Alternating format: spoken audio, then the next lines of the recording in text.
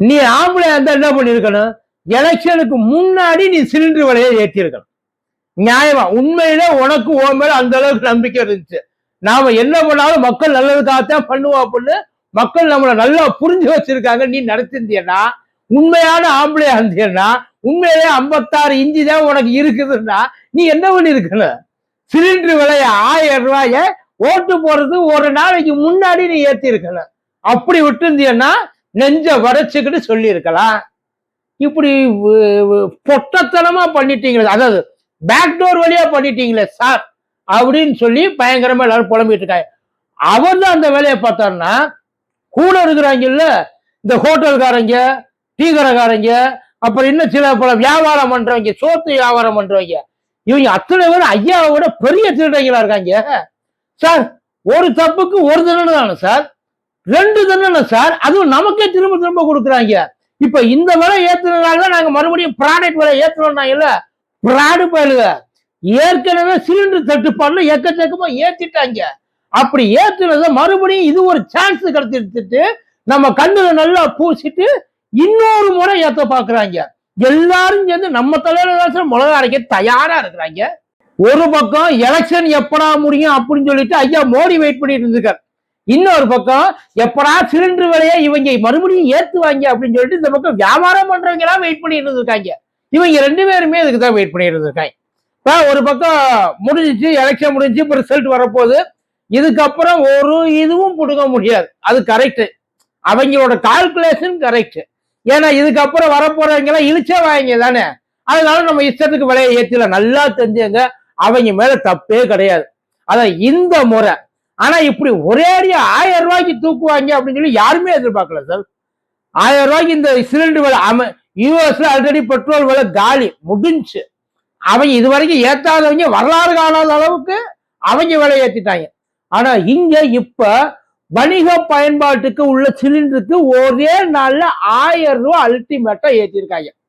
ஏன்னா இங்க அதுக்கான வழி இல்லாம போயிடுச்சு. வேர்ல்டு பூராவே இதே நிலைமை தான் வணிக பயன்பாட்டுக்குள்ள கேஸ். இப்ப அடுத்து வீட்டு சிலிண்டருக்கு வருவாங்க, அதையும் நல்லா தெரிஞ்சுக்க. நம்மள அப்படியெல்லாம் விட்டுற மாட்டாங்க. இப்ப நேரா இதுக்கு பெட்ரோலுக்கு போவான், டீசலுக்கு போவான், அதுக்கப்புறம் கடைசியா வீட்டு சிலிண்டருக்கு வருவான். அது நமக்கு ஒரு 300-400 ரூபாய் ஏத்துவாங்கன்னு வைங்கள. இப்ப பிரச்சனை அது இல்ல. எல்லாரும் இப்ப உட்கார்ந்து ஐயோ ஏத்திட்டாங்க, ஐயோ ஏத்திட்டாங்கன்றாங்க. நெஞ்ச தொட்டு சொல்லுங்க, சிலிண்டர் விலை ஏறி அது 1 மாதத்துக்கு மேல போயிடுச்சு. அது எல்லாருக்குமே தெரியும். ஏப்பா குடிக்கிற காப்பி, டீ கடையில குடிச்ச காப்பி 15 ரூபாயிலிருந்து 20 ரூபாய் ஏப்பாச்சு. பஜ்ஜி போண்டா இதெல்லாம் 10 ரூபாயிலிருந்து 15 ரூபாய் ஏப்பா போச்சு. டீ 10 ரூபாயிலிருந்து 15. பார்சல் காப்பி, ஒரு காப்பி 50 ரூபா டீ கடையில. ஆல்ரெடி ஹோட்டல்ல எல்லாத்தையும் விலை ஏற்றிட்டாங்க. ஏன் ஏறிச்சு தெரியுமா? நியாயமா ஆல்ரெடி எவ்வளவு சிலிண்டருக்கு போயிட்டு இருக்குன்னா, ஒரு வீட்டு சிலிண்டர் இருக்குல்ல, வீட்டு சிலிண்டர் வெளியில நீங்க வாங்கணும், புக் பண்ணாம வாங்கணும் அப்படின்னா ஒரு சிலிண்டர் 3000 ரூபாய், வீட்டு சிலிண்டர் வெறும் 900 ரூபாய். இந்த இதுக்கு இருக்குல்ல, ஹோட்டலுக்குலாம் யூஸ் பண்ணிட்டு இருக்காங்கல்ல, அவங்க எல்லாம் வெளியில வாங்குறாங்க 5000-6000 ரூபாய்க்கு வாங்கிட்டு இருக்காங்க. அதனாலதான் ஆல்ரெடி இருக்கிறது எல்லாத்தையும் இவங்க விலையை ஏத்துனாங்க சார். ஹோட்டல்ல ஈட்டல எல்லாத்தையும் இவங்க ஆல்ரெடி விலை ஏத்திட்டாங்க, நல்லா தெரிஞ்சுங்க. இப்ப இந்த 3000 ரூபான்றது நமக்கு இவங்க கொடுக்குற முறுக்கு.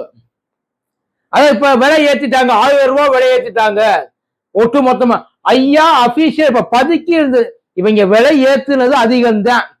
ஆனா ஆல்ரெடி இவங்க எல்லாரும் ஒட்டு மொத்தமா அது இந்த வியாபாரம் பாக்குறாங்கல்ல, அவங்க அத்தனை பேர் நம்ம கிட்ட உருவிக்கிட்டு தான் இருக்கிறாங்க. இது பாஜகவுக்கு சப்போர்ட் கிடையாது, நஷ்டம். அத அவங்க பல பேர் நடத்த முடியாம இழுத்து மூடிட்டு போயிட்டாங்க. ஆனா சில பேர் நடத்துறாங்கல்ல, நடத்துறவங்க நம்ம கிட்ட அடிச்சுதான் அவங்க நடத்துறாங்களே தவிர அவங்க ஒண்ணு தாங்கிக்கிட்டு எல்லாம் நம்ம நடிக்கிறாங்க சார். ஆல்ரெடி எல்லா விலையும் ஏறிடுச்சு. இதனால ஹாஸ்டல்ல கட்டணம் கூட ஏறி போச்சு. பிஜி ஹாஸ்டல்லாம் இருக்குல்ல, அங்கெல்லாம் விலை ஏற்றிட்டாங்க. அது மட்டும் இல்லாம இதுதான் போடுவோம், இதுக்கு மேல எதையும் போட மாட்டோம், இஷ்டம்னாரு இல்லாட்டி எந்திரிச்சு வெளில போட்டாங்க. அதுவும் நடந்துச்சு. ஹாஸ்டல்ல காஃபி டீ கட் பண்ணிட்டாங்க.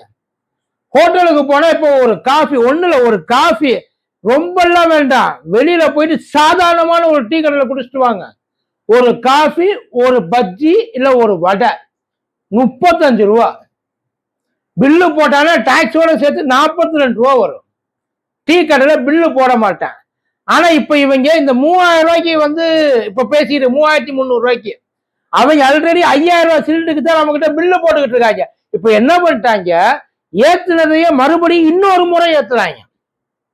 இப்ப இந்த பிரியாணி இருக்குல்ல, ஃபார் எக்ஸாம்பிள் பிரியாணிக்கு இவங்க ஆல்ரெடி 130 ரூபா தான் பிரியாணி. இந்த 130 ரூபா பிரியாணிய இந்த பிரச்சனையை சாக்கா வச்சு 160 ரூபாய்க்கு கொண்டு போனாங்க. எதுக்கு?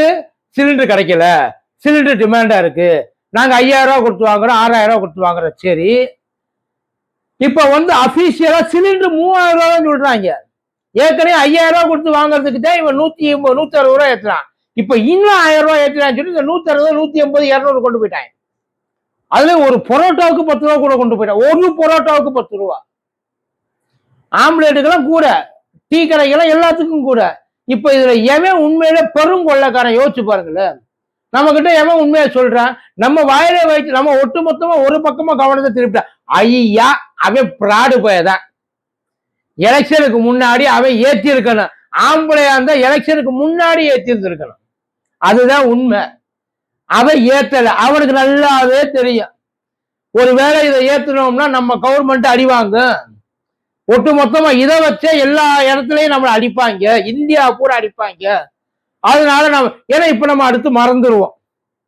அடுத்து இப்ப கிரிட்டன்ஸ்ல எதுவும் எலெக்ஷன் எல்லாம் கிடையாது. அப்படியே வந்து அட்லீஸ்ட் குறைஞ்சபட்சம் இதை நம்ம ஏத்துக்கலாம் சார்.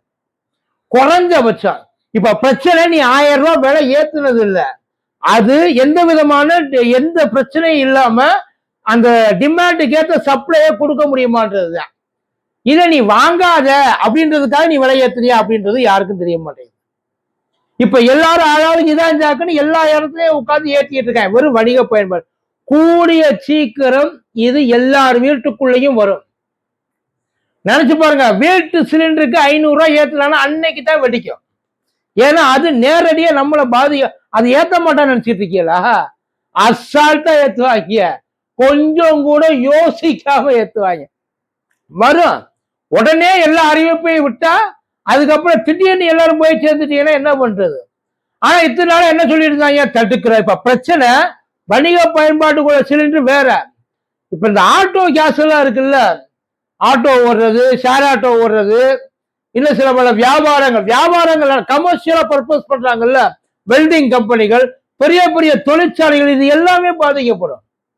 இங்க சிலிண்டர் அதிகமாச்சுன்னா அங்கேயும் எல்லாமே வந்துகிட்டு இருக்கும். அடி பிரிச்சு மேய்வாங்க. இப்ப இதுக்கெல்லாம் எப்படி சமாளிக்க போறாங்க? ஒட்டுமொத்தமா எல்லா வேலையும் திடீர்னு பூம் ஆகும் சார். நமக்கு சம்பளத்தை தவிர மற்ற எல்லாமே ரொம்ப அதிகமா இப்ப வந்துட்டு இருக்கு. வாங்குறதுதான் கம்மியா இருக்க தவிர நமக்கிட்ட இருந்து போறதுல ஒண்ணுக்கு டபுளா போயிட்டு இருக்கு. இப்ப அதையெல்லாம் எங்க கொண்டு போய் இறக்கி வைக்க போறாங்கன்றது தெரியல. ஆனா சிலிண்டர் விலை ஏறுறது அப்படின்றதுனால இவங்க விலையேற்ற அப்படின்னு சொல்றாங்க பத்தியலா, அவங்க அத்தனை பேரும் நம்ம கிட்ட உண்மையில அவங்களை பார்த்து பாவம்ல இனிமே நீங்க படக்கூடாது. இதுக்கு முன்னாடி ஐயோ பாவம் கிடைக்கலன்னு சொல்லி கஷ்டப்பட்டு இருந்தான். இவங்க ஒரே அதாவது எப்படி ஒரே தப்புக்கு 2 தண்டனை கொடுத்தா எப்படி இருக்கா? இப்ப அந்த தண்டனை நம்ம அனுபவிச்சுட்டு இருக்கான். அவங்க இதையே சாக்கா வச்சு 2 டபுள் விலையா டபுளா ஏற்றிட்டாங்க சார். அதுதான் உண்மை. புரிஞ்சவங்க நல்லா தெரிஞ்சவங்க. ஆனா இவங்களுக்கு ஏதாச்சும் ஒண்ணு கொண்டு வந்து அடைக்க இப்ப தயவு செய்து மறுபடியும். ஆனா அவங்க ஏத்துறாங்க. அவங்க ஏத்துறதுல ஒண்ணுமே பண்ண முடியாது. அவங்கள்ட்ட போயிட்டு அதிகபட்சம் போல சாப்பிடாம இருக்கலாம். அதுவும் கொஞ்சம் டீசனா வெளியில இருந்து ரோட்டு கடைக்கல என்னதான் பண்றது, போயிட்டானே ஆகணும். இல்லாதவங்க வேற என்ன பண்ண, வீட்டுல வாங்கி முடிச்சா சமைங்க, அது நல்லது. தேவையில்லாம புலம்பாதி.